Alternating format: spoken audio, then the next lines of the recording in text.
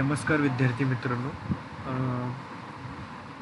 बऱ्याच विद्यार्थ्यांना शिष्यवृत्ती स्कॉलरशिप संदर्भात बऱ्याच काही शंका असतात.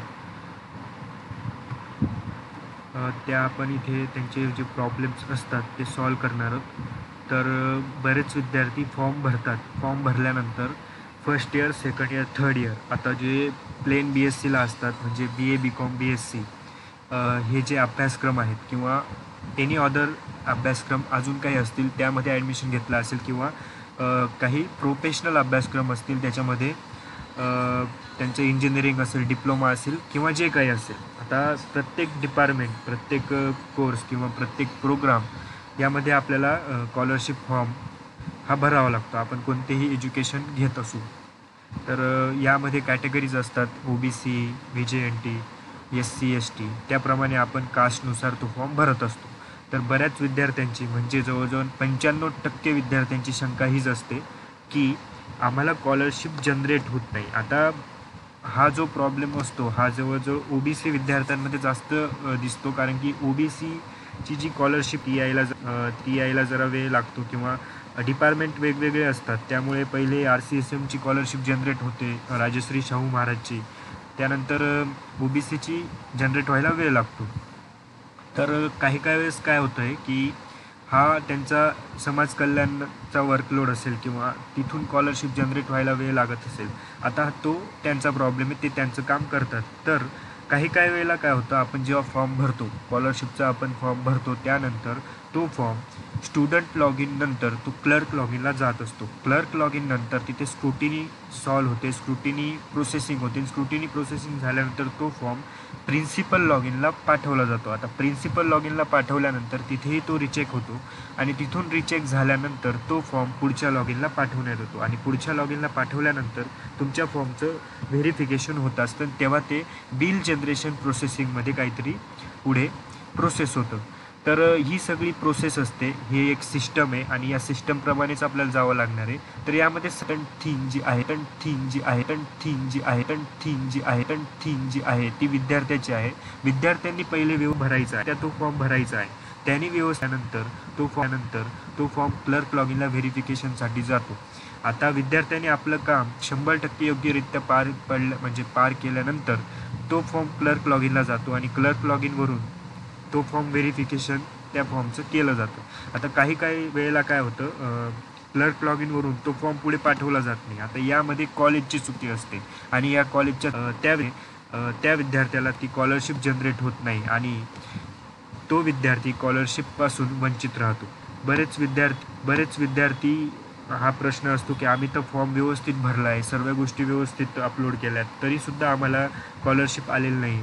तर आम्ही करावं काय? तर त्यांनी एकदा तरी कॉलेजला व्हिजिट करायचं आहे. कॉलेजला व्हिजिट केल्यानंतर तिथलं जे स्कॉलरशिप डिपार्टमेंट असतं आहे तर त्या स्कॉलरशिप डिपार्टमेंटला भेट द्यायचं आणि तिथे आपला फॉर्म कोणत्या लॉग इनला आहे आणि फॉर्मची प्रोसेसिंग कुठपर्यंत आली याची सर्व माहिती तिथून घेऊन घ्यायची आहे. कारण की तुमचा स्कॉलरशिप फॉर्म जर व्यवस्थितरित्या भरला गेला नाही किंवा तो प्रोसेसिंगमध्ये पुढे नेला नाही तर तुमचं जे स्कॉलरशिप असते, तुमची स्कॉलरशिप ही तुम्हाला भेटणार नाही किंवा खूप काही कारणं असतात.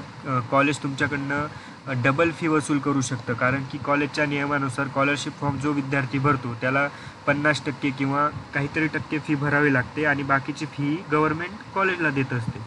तर जर तुम्ही स्कॉलरशिप फॉर्म भरला नाही तर कॉलेजची पूर्णपणे फी तुम्हाला भरावी लागते आणि तुमच्यावर ते बंबारमेंट येतं, एक प्रकारचा प्रेशर येतो की मला एवढी फीज का, माझ्या मित्राला तर एवढीच भरावी लागली. तर हे सर्व प्रॉब्लेम्स विद्यार्थ्याला येतात आणि विद्यार्थ्याचं काय असतं की विद्यार्थी हा कॉलेजला तिथला जो क्लर्क असतो, क्लर्कचं वर्कलोड जास्त असल्यामुळे तो ते काम काही वेळेस दुर्लक्षित करतो की एखादा फॉर्म राहून जातो किंवा एखाद्याची स्क्रुटिनी पेंडिंगला काहीतरी डॉक्युमेंट अडलं आहे पण ते क्लर्कला काही वेळेस माहितीच नसतं. काही वेळेस ते क्लर्कला कळत नाही, तो विद्यार्थ्याला त्याची ग्वाही किंवा त्याचं जो त्या संदर्भात माहिती देत नाही आणि ह्या क्षणी काय होतं की कॉलेजचंही नुकसान होतं आणि विद्यार्थ्याचंही नुकसान होतं. आता आपण बघूयात काय असतात त्याचे प्रश्न काय असतात. विद्यार्थ्याचे प्रश्न असे असतात की सर्वप्रथम जेव्हा तो रजिस्ट्रेशन करतो, न्यू रजिस्ट्रेशन करतो, तेव्हा त्याला पहिल्यांदा कळतं की यार माझं ऑलरेडी रजिस्ट्रेशन झालं आहे. तर एकदा रजिस्ट्रेशन झालेलं असेल किंवा मित्राने कोणीतरी लॉग इन केला असेल, त्यांनी त्याच्या मोबाईलवर रजिस्ट्रेशन केलं असेल, तर मोबाईलवर रजिस्ट्रेशन केल्यानंतर मोबाईल नंबर दिलेला असतो, आधार नंबर दिलेला असतो. एकदा त्याचं रजिस्ट्रेशन होऊन जातं आणि परत तो जेव्हा सायबर कॅफेमध्ये जातो किंवा कुठेही फॉर्म भरतो, तर ते तिथं असं येतं की already your Aadhaar is already exist. आता असं बरे आल्यानंतर विद्यार्थी घाबरतो, मी तर रजिस्ट्रेशनच केलं नाही, तर हा ऑप्शन का आला. तर यामध्ये विद्यार्थ्याचं काय असतं की विद्यार्थ्याकडे युजर नेमही नसतो आणि पासवर्डही नसतो. आता युजर नेम पासवर्ड नसल्यामुळे त्याला लॉग इन करता येत नाही आणि नवीन रजिस्ट्रेशनसुद्धा. आता विद्यार्थी काय करतो की दुसरा मार्गाने अवलंब करतो, बायोमेट्रिकने रजिस्ट्रेशन करतो, काहीतरी वेगळंच नाव टाकून देईल. तर हे चुकीचं आहे, हे करू नका. तुम्हाला जर युजर नेम पासवर्ड मिळत नसेल तर तुम्ही काय करायचं, सरळ ॲप्लिकंट लॉग इनवर जायचं. ॲप्लिकंट लॉग इनवर गेल्यानंतर फॉरगेट पासवर्ड करायचं. फॉरगेट पासवर्ड नंतर फॉरगेट युजर नेम करायचा. युजर नेम केल्यानंतर लॉग इनला येतो, नेम तुमच्या लॉग इनला येतो आणि तिथून पुढे तुमची प्रोसेसिंग करायची. तरीसुद्धा आय डी पासवर्ड आला नाही किंवा तुम्हाला कळाला नाही, तर तुम्ही एक ऑप्शन असतं त्या ऑप्शनवर जाऊन तुम्ही तुमची जी क्वेरी असेल, तुमचा जो प्रॉब्लेम असेल, तो त्यांना सांगू शकतात. ते त्याच्यासाठीच आहेत. ग्रीव्हन्स अँड सजेशन हे बटन त्याच्यासाठीच दिलं आहे की जेणेकरून विद्यार्थ्याचे प्रॉब्लेम्स हे व्यवस्थित मला जाणून घेणं अत्यंत महत्त्वाचे आणि अगदी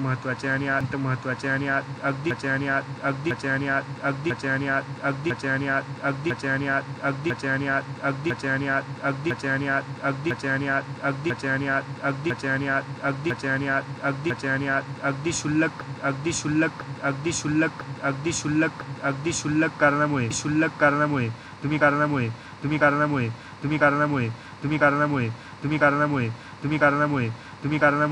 वंचित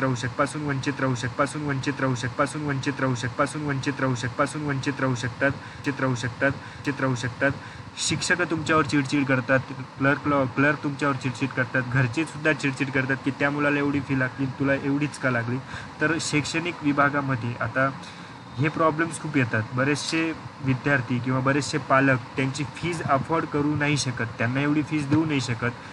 तुम्ही स्कॉलरशिपचा म्हणजे तो जो फायदा असतो तुम्ही घेऊ शकतात. आता याच्यामध्ये RCSM नसते, Rajarshi OBC post matric scholarship असते, हायर एज्युकेशनसाठी असते. बरेच अशा स्कॉलरशिप असतात ज्याचा तुम्ही फायदा घेऊ शकता. आता दुसरा प्रश्न असा आहे माझ्या कमेंट लिस्टमध्ये आलेला की त्याच्यामध्ये असं आहे की विद्यार्थी म्हणतो की मला शैक्षणिक खंड पडलेला आहे, माझा गॅप आहे आणि मी तो मला आता गॅप सर्टिफिकेट अपलोड करायचं आहे. पण गॅप सर्टिफिकेट अपलोड करण्यासाठी मला कोणत्याही दिलेलं नाही, तर मी ऑप्शन दिलेलं नाही, तर मी कोणत्या प्रकारे तिथं गॅप सर्टिफिकेट अपलोड करावं. तर काय असतं आहे की जो आपण जिथे फॉर्म अप्लाय करतो लास्ट स्टेजला आणि अप्लाय स्कीम केल्यानंतर तिथे एक ऑप्शन येतं जिथे आपल्याला LC वगैरे डॉक्युमेंट आता LC आणि बाकी डॉक्युमेंट जिथे अपलोड करतो तिथेच मर्ज करून तुम्ही गॅप सर्टिफिकेट अपलोड करू शकतात. नाहीच झालं तर काय करायचं, तुम्ही विसरलात किंवा फॉर्म पुढे पाठवला गेला तर तुम्ही क्लर्क लॉग इनवरून सुद्धा क्लर्कला रिक्वेस्ट वगैरे करून क्लर्क लॉग इनवर सुद्धा एक ऑप्शन असतं, तिथे तुम्हाला ते डॉक्युमेंट जे तुमच्याकडून राहिलं आहे ते अपलोड करता येतं. आता तिथे तुम्हाला त्या क्लर्कला सांगावं लागते की बाबा एवढं डॉक्युमेंट माझं अपलोड करायचं बाकी आहे, तर तुम्ही तुमच्या लॉग इनवरून अपलोड करू शकतात का. ते बोलले तर करून द्यायचं तिथून. आता हा प्रॉब्लेम सॉल्व्ह झाला. आता तिसरा प्रॉब्लेम असा आहे तो की बरेच विद्यार्थी म्हणतात आमचा फॉर्म बरोबर भरला आहे, लॉग इनसुद्धा व्यवस्थित झाले, डॉक्युमेंट पण व्यवस्थित अपलोड केले, आता आम्ही 3rd इयरला आहे, 2nd इयरला आहे, पण आमची 1st इयरची स्कॉलरशिप जनरेट झाली नाही. तर अशा विद्यार्थ्यांनी काय करायचं, तुम्ही ग्रेव्हन्स अँड सजेशन फॉर्म भरू शकतात. ग्रेव्हन्स अँड सजेशन फॉर्मची ऑलरेडी मी ह्या ज्या बेसिक गोष्टी आहेत यावर व्हिडिओज आधीच आपल्या चॅनलवर बनवल्या आहेत. तुम्ही प्लेलिस्टला जाऊन ते व्हिडिओ चेक करू शकतात. ग्रेव्हन्स अँड सजेशन वगैरे किंवा आपली वेबसाईटसुद्धा आहे, वेबसाईटवर तुम्ही तुमचे जे स्कॉलरशिप संदर्भात काही प्रॉब्लेम्स असतात तिथे सॉल्व्ह करू शकतात. तिथे व्यवस्थितरित्या मी स्टेप्स दिलेल्या आहेत. आता हा व्हिडिओ करण्याचं, हे सेशन घेण्याचं कारण एकच आहे की सतत विद्यार्थी एकच प्रश्न 1000दा विचारत असतो की आमचं असं झालं आहे, स्कॉलरशिपचा प्रॉब्लेम आहे, जनरेशनचा प्रॉब्लेम आहे. तर त्या संदर्भात हा जो सेशन आहे मी घेऊन आलो आहे. तर तुमचा जो प्रॉब्लेम असतो, तुम्ही म्हणतात की स्कॉलरशिप जनरेट झाली नाही, बिल जनरेशनला आहे, तिथे अवेटिंग अप्रुव्हल असं ऑप्शन येतं आहे.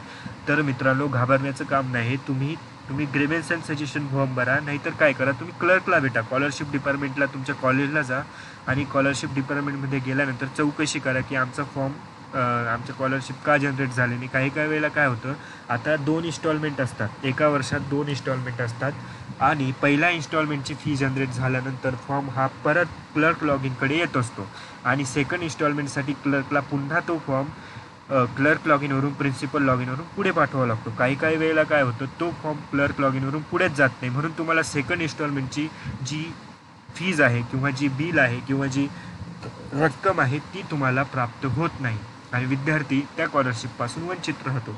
तर हा झाला तुमचा तिसरा प्रश्न सॉल्व झाला. आता चौथा प्रश्न असा असतोय, बऱ्याच विद्यार्थ्यांचा असतोय की आम्ही डॉक्युमेंट व्यवस्थित अपलोड केले होते तरीसुद्धा स्क्रुटिनीमध्ये कॉलेजवाल्यांनी असं पाठवलं आहे की तुमचे डॉक्युमेंट व्यवस्थित अपलोड नाही आहे, तुम्ही झेरॉक्स अपलोड केलं आहे. तर मित्रांनो, तुम्हाला बेसिक गोष्ट ही कळाली पाहिजे की आपण जेव्हा स्कॉलरशिप फॉर्म भरतो तेव्हा आपण जवळजवळ 95% व्यवस्थित फॉर्म हे ओरिजिनलच अपलोड केले पाहिजे. तुमचं त्यामध्ये LC झाला, शाळा सोडायचा दाखला, उत्पन्नाचा दाखला, डोमिसाईल, रेशन कार्ड, तुमचे हे जे डॉक्युमेंट आहेत हे डॉक्युमेंट तुम्ही ओरिजिनल अपलोड करा, ओरिजिनल स्कॅन करून अपलोड करा. तुम्ही झेरॉक्स अपलोड करतात तर बऱ्याच वेळा काय होतं की पहिले हे फॉर्म अप्रूव्ह होऊन जायचे, झेरॉक्स केलेले झेरॉक्स स्कॅनिंग फॉर्म अपलोड व्हायचे, पण आता बरेचसे कॉलेजवाले किंवा क्लर्क हे फॉर्म रिटर्न पाठवतात जेणेकरून तुम्ही ओरिजिनल डॉक्युमेंट अपलोड करायचे. बरेच विद्यार्थ्यांचं डबल ॲडमिशन असतं आणि डबल ॲडमिशनमुळे दुसरीकडे ॲडमिशन घेऊन ठेवतात, तिथेही स्कॉलरशिप फॉर्म भरून ठेवतात. त्यामुळे हे बेसिक गोष्टी आहेत, तुम्ही डॉक्युमेंट अपलोड करताना ओरिजिनल करा. जर तुमच्याकडे काही प्रॉब्लेम असेल की ते डॉक्युमेंट तुमच्याकडे नाही आहे तर तुम्ही काय करायचं, झेरॉक्स अपलोड कराच तात्पुरत्या स्वरूपात. आता लास्ट डेट आली म्हणून झेरॉक्स अपलोड करा, पण काही वेळेनंतर क्लर्कशी कॉन्टॅक्ट करून तो फॉर्म व्यवस्थित तिथे ओरिजिनल डॉक्युमेंट अपलोड करून द्यायचं. तर हा झाला तुमचा